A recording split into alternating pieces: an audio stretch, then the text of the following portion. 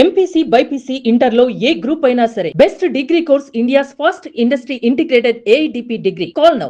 బరువు తగ్గడానికి protein shake ఇప్పిస్తానని చెప్పి హోటల్ రూమ్కి తీసుకెళ్లి బలవంతంగా అత్యాచారం చేసి ఆ న్యూడ్ వీడియోలు పబ్లిక్ చేస్తానని చెప్పి బెదిరించారంటూ ఒక మహిళ సత్యనారాయణపురం పోలీస్ స్టేషన్లో ఫిర్యాదు చేసిన సంగతి తెలిసిందే. దీనికి సంబంధించి ఆరోపణలు ఎదుర్కొంటున్న అబ్దుల్ ఖాదర్ ప్రస్తుతం అంతా జిమ్ ట్రైనర్.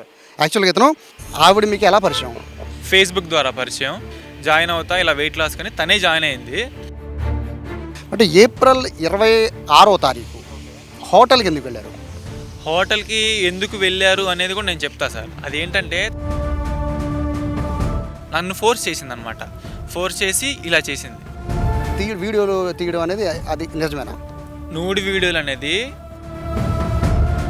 బాధ్యతతో ఉన్న కోచ్ లాగా ఉన్నప్పుడు ఈ విషయాలన్నీ వాళ్ళకి చెప్పాలి కదా. మీ అమ్మాయి డబ్బులు వేస్తుంది, ఇలా చేస్తుంది, కంట్రోల్లో పెట్టడానికి కనీసం చెప్పాలిగా. వాళ్ళ మదర్ నుంచి ఇన్స్టాగ్రామ్ ఐడి నుంచి నాకు మెసేజ్లు వచ్చాయి. ట్రాన్సాక్షన్లో గట్టికి కొడితే 10,000 కూడా లేవు. అది కూడా రూమ్కే తనే ఇచ్చుకుంది. నేనైతే ₹1 కూడా పెట్టలే. వాళ్ళ నాన్నకి చెప్పేసింది అనమాట ఈ మాట. అసలు యాక్చువల్లీ ఏ ఆడపిల్ల చెప్పకూడదు, కానీ ఎవరు చెప్పరు సార్ ఇలాగ. సో అంటే అంత ఆవిడ చెప్పారు అని వెళ్ళిపోయారు. ఇప్పుడు ఆవిడ లైఫ్ ఏంటి పరిస్థితి? లైఫ్ అండ్ పరిస్థితి కాదు సార్. ఇక్కడ ఫస్ట్ ఏంటంటే ఫస్ట్ ఈ అమ్మాయి ఫోర్స్ చేసింది. నెక్స్ట్ వాళ్ళ మమ్మీ నుండి ఫోర్స్ అయ్యింది. అక్కడ చూస్తే దాన్ని బట్టి చూస్తే మ్యారేజ్ చేసుకోవాలనేది దాని సారాంశంలా కనబడుతుంది. మీరేం చెప్తారు మరి? ప్రెజెంట్ అయితే ఆ అమ్మాయిని పెళ్లి చేసుకుంటే సార్ నాకు లైఫ్ థ్రెట్ ఉంది. అందరికీ మీరైతే ట్రాప్ అంటారు. Trap sir. సో అంటే ఏంటండి, అంటే బయటకు వచ్చి మాట్లాడడానికి ఫోన్ చేశారు అంటే రీజన్ ఏమైనా ఉందా? అంటే మీ ఇక్కడ అంటే ఒకటి మీతో మాట్లాడే ముందు నాకు 2 డౌట్స్ ఉన్నాయి. ఆవిడ మీకు ఎలా పరిచయం? ఫేస్బుక్ ద్వారా పరిచయం. తనే ఫస్ట్ మెసేజ్ చేసింది హాయ్ అని. మీరు జిమ్ ట్రైనరా అని నాకు మెసేజ్ వచ్చింది. అవునండి చెప్పండి అంటే పలానా జిమ్ అని చెప్పాను. జాయిన్ అవ్వచ్చా అని ఎంక్వైరీ చేస్తే ఏమన్నానంటే రీమోడల్ చేస్తున్నాం, వేరే చోటకి మేము పంపిస్తున్నాం దాన్ని, సో అప్పుడు నేను ఫోన్ చేస్తా అని చెప్పి అప్పుడు మెసేజ్ చేస్తా, కాంటాక్ట్ అవుతాను నేను చెప్పాను. చెప్తే 2 years తర్వాత నా ఏదో ఇన్స్టాగ్రామ్లో రీల్ చూసి తనే నాకు మెసేజ్ చేసింది. అలాగా నాకు క్లయింట్ పెరుగుతారు కదా అనే దాంతో నేను తనని జాయిన్ అవ్వమని చెప్పాను. ఎప్పుడు జాయిన్ అయ్యారు? 2 months బ్యాక్ అనుకోండి సార్. 2 years తర్వాత గ్యాప్ తీసుకుని తనే రీల్కి మెసేజ్ చేసి జాయిన్ అవుతా ఇలా వెయిట్ లాస్ కానీ తనే జాయిన్ అయింది. నేను కూడా సరే జాయిన్ అవ్వు, బాగుంటుంది ఇక్కడ, బాగా చెప్తామని చెప్పి నేను చెప్పాను. యాక్చువల్గా జాయిన్ అయ్యింది ఏప్రిల్, ఐ థింక్. అంటే మాకున్న సమాచారం మనకి ఏప్రిల్. అంటే ఏప్రిల్ 26వ తారీఖు హోటల్కి ఎందుకు వెళ్ళారు? హోటల్కి ఎందుకు వెళ్ళారు అనేది కూడా నేను చెప్తా సార్. అదేంటంటే తను ఎలా చెప్పిందంటే నాకు స్టమక్లో ట్యూమర్ ఉంది, ఆ ట్యూమరు సివియర్ అయిపోతుంది, నేను ఆపరేషన్ చేయించాలి అంటే యూటెరస్ అనేది ఉంటుందంట, దాంతో హార్మోన్స్ అనేవి ప్రొడ్యూస్ అవ్వాలి, అవి నార్మల్గా ప్రొడ్యూస్ అవ్వట్లేదంట, దానికోసమే ట్యాబ్లెట్లు వేసుకుంటుందంట. ఆ ట్యాబ్లెట్లు వేసుకుంటుంటే తనకి ఫీలింగ్స్ వచ్చేస్తున్నాయి, నా వల్ల కావట్లేదు, బాడీకి ప్యానిక్ అయిపోతుంది అని చెప్పి నన్ను ఫోర్స్ చేసిందనమాట. ఫోర్స్ చేసి ఇలా చేసింది. సాధారణంగా హైదరాబాద్లో జిమ్ కల్చర్ చాలా ఎక్కువ ఉంటుంది. అక్కడ ఆడవాళ్ళు మగవాళ్ళు తేడా లేకుండా వెళ్తూ ఉంటారు. బేసిక్గా ఎవరికి ఇటువంటి ఆరోపణలు రావు. సో మీరు ఒక జిమ్ ట్రైనర్, చాలామంది ట్రైన్ చేసి ఉంటారు. సో ఒక అమ్మాయి ఇట్లా వచ్చి సరే ఆవిడిచ్చిన కంప్లైంట్లు ఏంటంటే మీరు వెయిట్ లాస్ చేయించడానికి నేను ప్రోటీన్ షేక్ ఇప్పిస్తాను తీసుకెళ్ళి ఇన్ని చెప్తుంది కదా. అంటే మీరు ఒక బాధ్యతగా ఒక జిమ్ ట్రైనర్ అంటే టీచర్తో సమానం. సో మీకు ఆవిడతో ఏమైనా ఇబ్బంది ఉన్నా, లేకపోతే ఆవిడ చెప్పిన ఏమైనా మీరు వినాలన్నా ఫస్ట్ వాళ్ళ పేరెంట్స్ని కాంటాక్ట్ చేయాలి కదా. ఆ పని చేశారా? పేరెంట్స్ని కాంటాక్ట్ అయ్యేదంటే వాళ్ళ మమ్మీ ఇక్కడ ఉండరు, వేరే స్టేట్స్లో ఉంటారు, వాళ్ళ డాడీ ఆఫీస్కి వెళ్ళిపోతూ ఉంటారు. ఈ అమ్మాయి కొత్త ఉండిద్ది. ఇప్పుడు ఎక్కడికన్నా వెళ్ళాలన్నా నన్ను పిలిచేది. ఇప్పుడు నేను రాను, ఏదో బిజీగా ఉన్నానంటే నేను బయటకు వచ్చేసాను, నాకు తెలియదు నువ్వు వస్తావా లేదా అన్నట్టు ఫోర్స్ అనమాట. మొత్తం ఫోర్స్, బ్లాక్మెయిల్ సార్ మొత్తం. అది ఏమని చెప్పి వెళ్ళారు హోటల్కి? ఈ రీజన్తోనే సార్. అప్పటికి నేను అన్నా ఇలాంటి వద్దు, నాకు నీ మీద ఫీలింగ్స్ రావట్లేదు, ఎందుకు ఇలా చేస్తున్నావు అని చెప్పినా కూడా ఎలా అంటే ఇక నేను చచ్చిపోతున్నాను, నా వల్ల కావట్లేదు, ప్యానిక్ అటాక్ వచ్చేస్తుంది, ఫోన్ కట్ చేసి మళ్ళీ ఫోన్ చేసి అలా ఇబ్బంది పెట్టేసింది నన్ను. తప్పక వెళ్ళి అప్పటికి నేను వద్దనే చెప్పా, వద్దన్నాక నువ్వేం చేయమాకు, జస్ట్ వచ్చి నాతో టైం స్పెండ్ చేసి చాలు అని కూడా చెప్పింది అమ్మాయి. ఒక మహిళ అలా చెప్పడం అనేది, సో మీ లెక్కలో అది ట్రాప్ అని మీరు అనుకుంటున్నారు. సో అక్కడ న్యూడ్ వీడియోలు తీశారు, నా వీడియోస్ అన్నీ తీశారు అని చెప్పి ఆవిడ ఆరోపణలు చేస్తుంది. అంటే సరే మీరు లైంగికంగా కలిసారు లేదా అనేది పక్కన పెడితే అట్లా వీడియోలు తీయడం అనేది అది నిజమేనా? నూడి వీడియోలు అనేది ఒక్కటి కూడా లేదు. అది వాస్తవం. ఆమె ఫోటో చెక్ చేసినా, నా ఫోన్ చెక్ చేసినా ఒక్కడు కూడా ఉండదు, తీయలేదు. ఫోన్లు పక్కన పెట్టేశారు ఇద్దరం. అది ఫోటోలు న్యూడ్ వీడియోలు అయితే లేవు. నా ఫోన్ ఇచ్చేస్తా, కావాలంటే చెక్ చేసుకోండి. ఆవిడ నుంచి ట్రాన్సాక్షన్ మీకు చేశారని చెప్తున్నారు, అదంతా నిజం? చెప్తాను. ఫస్ట్ థింగ్ ఇక్కడ ఎక్కడికి హోటల్కి వెళ్ళాలనే వచ్చింది కదా మ్యాటరు. నేను తప్పించుకోవడానికి చాలా రీజన్స్ చెప్పా. ఓపిక లేదు, నాకు హెల్త్ బాగాలేదు. నెక్స్ట్ ఇది ఏం చెప్తాం మనం, డబ్బులు లేవని చెప్పా. నేను డబ్బులు ఎవరు అడిగారు, నేనే పంపిస్తాను అని చెప్పి డబ్బులు పంపించింది. 2000 అలా పంపించింది. నెక్స్ట్ ఒక 500 పంపించింది. ఎందుకని మీరు అడుగుతారు, తాగడానికి. తాగుదాం, లోపలికి వెళ్ళి తాగుదాం అని చెప్పి ఎంజాయ్ చేద్దాం అని చెప్పి పంపించింది. అలా ట్రాన్సాక్షన్ని ఇప్పుడు నేను వీటికి 70,000 ట్రాన్సాక్షన్ 70,000 పంపించానని చెప్పి ఆరోపణ నాకు కేసులో ఉంది. నాకు ఒక డౌట్ ఏంటంటే అండి, సరే ఆడపిల్లే స్వయంగా మిమ్మల్ని రమ్మని చెప్పారు, సరే ఏదో మీరు హార్మోన్స్ అన్నారు, అది కొంచెం నమ్మబోలేదు. రెండోది డబ్బులు లేవని ఆవిడే మీకు డబ్బులు ఇస్తుంది అని చెప్తున్నారు. అంటే ఇది కొంచెం నమ్మడానికి, ఎందుకంటే ఆవిడే మీకు ఎదురు డబ్బులు ఇచ్చారు అంటే బేసిక్గా ఇట్లాంటి కేసులు ఎట్లా ఉంటుందంటే ఆడపిల్లని బెదిరించారని ఆవిడ రాసిన దాంట్లో ఉంది. సో ఇలా డబ్బులు ఇస్తున్నారు, ఇవన్నీ చేస్తున్నప్పుడు మీరు చెప్పాను కదా బాధ్యతమైన కోచ్ లాగా ఉన్నప్పుడు ఈ విషయాలన్నీ వాళ్ళకి చెప్పాలి కదా, మీ అమ్మాయి డబ్బులు వేస్తుంది, ఇలా చేస్తుంది, కంట్రోల్లో పెట్టడానికి కనీసం చెప్పాలిగా. చెప్పాలి సార్. ఈలోపే నేను ఫస్ట్ టైం అయిపోయింది, ఇదేంట్రా బాబు ఇలా ఉంది అని చెప్పి అనుకొని నెక్స్ట్ టైము ఇగ్నోర్ చేశా. నా వల్ల కాదు, నువ్వేం చేసుకుంటా చేసుకో అన్నాక వాళ్ళ మదర్ నుంచి ఇన్స్టాగ్రామ్ ఐడి నుంచి నాకు మెసేజ్లు వచ్చాయి. హాయ్, నువ్వు అబ్దుల్ అని నాకు తెలుసు, ఇలా మా పాపతో మంచిగా ఉంటున్నావంట, నేను ఇక్కడ ఉండట్లేదు, నువ్వు బాగా చూసుకుంటున్నావు, నీతో బాగుంటుంది, నేను వాళ్ళ ఫ్రెండ్ని కనుక్కున్నాను, బాగుంది అని చెప్పి బాధితురాలు అమ్మ మీకు మెసేజ్ పెట్టారు. బాధితురాలు వాళ్ళ అమ్మ నాకు మెసేజ్ పెట్టారు. ఏది, నేను ఇక్కడ ఇగ్నోర్ చేసినప్పుడు నాకు డౌట్ వచ్చి అమ్మాయిని అడిగా, ఏంటి నువ్వేమన్నా చాట్ చేస్తున్నావా నాతో అంటే, నేను ఎందుకు చేస్తాను, నేను చేయట్లేదని చెప్పి అమ్మాయి చెప్పింది. నేనేమన్నా సరే మేడం చెప్పండి ప్రాబ్లం ఏంటి అని నేను చెప్పిన తర్వాత ఇలా మా పాపకి క్యాన్సర్ ఉంది బాబు, 4 monthsలో ఆపరేషన్ చేయకపోతే, ఇక సేమ్ మ్యాటర్, క్యాన్సర్ ఉంది, నువ్వు హ్యాపీగా చూసుకుంటున్నావంట, పర్వాలేదు, ఇలాగ తను నార్మల్గా ఉంటే నాకు అదే చాలు, మీకు కావాలంటే నేను డబ్బులు పంపిస్తాను, ఈ స్క్రీన్ షాట్స్ అన్నీ నా దగ్గర ఉన్నాయి, చార్ట్స్ కూడా పంపించమని నేను పంపిస్తాను, ఇలాగ ఇంటికి వచ్చినా పర్వాలేదు, ఇలా హోటల్కి వెళ్ళినా పర్వాలేదు, నేనేం చెప్పగలుగుతున్నాను నువ్వు అర్థం చేసుకో అని చెప్తే ఓకే మేడం అని చెప్పా. అప్పటికి నేను ఫోర్స్ఫుల్గానే ఉన్నా. మేము మూవీకి వెళ్ళాము, అదంతా అయిపోయింది. మూవీకి వెళ్ళిన తర్వాత కూడా తను ఫోర్స్ చేసింది. నాకు నీ మీద ఫీలింగ్స్ రావట్లేదు, ఎందుకు ఇలా చేస్తున్నావు అంటే ఏడ్చి రంపాలు పెట్టి తర్వాత నేను ఇగ్నోర్ చేయడం స్టార్ట్ చేయడానికి ట్రై చేశా. అప్పుడు ఇది కథ అంతా నడిపింది. సరే, మీకు ఇంత ఇష్యూ జరుగుతుందని తెలిసినప్పుడు లాస్ట్ మంత్ ఎందుకు వెళ్ళారు మరి హోటల్కి? లాస్ట్ మంత్ ఇదంతా ఈ 1 month 2 monthsలోనే కదా సార్ జరిగింది. 2 times వెళ్ళారు మీరు హోటల్కి? 3-4 times వెళ్ళాం. 3-4 times వెళ్ళారు? 3-4 times జరగల. అక్కడ తను వద్దన్నాక వద్దని చెప్పి వచ్చేసాం. 2-3 times 2 times వద్దని వచ్చేసాం. 2 times జరిగింది. అంటే ఇక్కడ ఆవిడ వర్షన్ చూస్తూ ఉంటే ఇట్లా జిమ్ ట్రైనర్, సో బరువు తగ్గిస్తాను, మాయ మాటలు చెప్పారు, బేసిక్గా ఆడపిల్లలు మోసపోవడంలో ఇది ప్రధానంగా అందరూ చూస్తుంటారు. సో ఇప్పుడు ఆవిడ వర్షన్ చూస్తూ ఉంటే అంత క్లియర్గా చెప్తున్నారు, ఇట్లా నన్ను మోసం చేశారు, ఇలా ట్రైనింగ్కి నన్నే స్వయంగా ఆయనే ఫోన్ చేశాడు, ఆయనే పిలిచాడు, నన్ను జిమ్లో ఆయనే జాయిన్ చేశారు, అన్నీ కూడా. ఇప్పుడు మీ జిమ్లో ఇది రాక్ జిమ్ అని ఉంది, ఆ జిమ్లో ఈ ఉమెన్స్కి ట్రైన్ చేసేది ఎవరు? ఉమెన్స్కి సపరేట్గా ఉంటారు, కాకపోతే ఈవిడ వచ్చే టైము లేడీ ట్రైనర్ ఉండరు అనమాట. అందుకని నేను ట్రైన్ చేశాను. అప్పటికి చాలా మంచిగా ట్రైన్ చేశాను సార్. నేను మంచిగా ఈ హెల్త్ ఇష్యూ ఉందని కదా వాళ్ళ మమ్మీ చెప్పారు కదా, ఈ అమ్మాయి చెప్పింది. అప్పటికి నేను ఇంకా కేరింగ్గానే ఉన్నాను, మంచిగా కేరింగ్గానే ఉన్నాను. ఇంత అడ్వాంటేజ్ తీసుకుని నన్ను ట్రాప్ చేసిద్దని అయితే నేను అనుకోలే. అదే మీ దగ్గరికి వచ్చే సమయానికి మీకు ఆల్రెడీ మీరు ముందు ఎప్పటి నుంచో చాటింగ్ చేస్తున్నారు కదా తనతో, ఈ హెల్త్ ఇష్యూ ఉందని ఎప్పుడు మీకు చెప్పలేదా? హెల్త్ ఇష్యూ ఉందని అమ్మాయి చెప్పింది నాకు. చెప్పినాక కూడా నేను ఇగ్నోర్ చేశాను, ట్రై చేశా, కేర్గా చూసుకున్నా. అంటే మంచిగా ఉంటే, అంటే ఫిజికల్గా కాదు, మంచిగా ఉంటే తను హ్యాపీగా ఉండేది కదా, ఆపరేషన్స్కి రెడీ అయ్యిద్ది కదా అని ఉన్నాను. కానీ నేను ఏదో ఆశించడానికి చేయలేదు. డబ్బులు కూడా నేను ఎప్పుడు కోరలేదు, ఎప్పుడు అది కొనిపి ఇది కొనిపి అనలేదు. ఆ కంప్లైంట్లో కూడా ఐఫోన్ ఇప్పించాను, 70,000 ఇచ్చాను, ఐఫోన్ ఇవ్వమని. నేను ఫోను బాగాలేదు నీది అని చెప్పి ఆమె అడిగింది. లేదు నేను ప్లానింగ్లో ఉన్నా కొనుక్కోవడానికి అన్నారు. నెక్స్ట్ రోజు ఎవరివో ప్రూఫ్స్ పెట్టి ఫోన్ నాకు ఇచ్చేసింది. మళ్ళీ ఇప్పుడు కంప్లైంట్లో ఏం చెప్పింది, ఫోన్ కూడా కొనిచ్చుకున్నాను, నాతో 70,000 క్యాష్ తీసుకున్నాడు అని అంటుంది. ట్రాన్సాక్షన్లో గట్టికి కొడితే 10,000 కూడా లేవు. అది కూడా రూమ్కే తనే ఇచ్చుకుంది. నేనైతే ₹1 కూడా పెట్టలే. అది సార్. ఇప్పుడు ఆవిడ మోసం చేశారు అంటుంది, లైంగికంగా అనుభవించారు, వీడియోలు ఉన్నాయి, జిమ్లో అందరూ చూపిస్తాను, ఈ ఆరోపణలు క్లారిటీ ఇచ్చారు. సో మీ ఇంటికి రావడం, కులం పేరుతో దూషించడం, సో వీటిని ఏం చెప్తారు?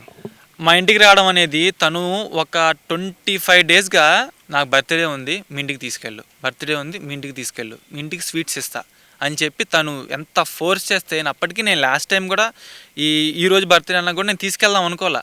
అసలు ఎంత ఫోర్సింగ్ చేస్తుంటే బ్లాక్మెయిల్ అనమాట. ఇంకా తీసుకెళ్ళకపోతే నీకు మామూలుగా ఉండదు, తీసుకెళ్లాల్సిందే, నువ్వు ఏం చేస్తావు, ఎందుకు తీసుకెళ్ళవు అని చెప్తే నేను ఇంటికి తీసుకెళ్ళా. సరే స్వీట్సే కదా అని చెప్పి తీసుకెళ్తే వాళ్ళు ఏంటి ఇంక మా ఇంట్లో వాళ్ళు ఇంకా మంచిగా చూసుకున్నారు.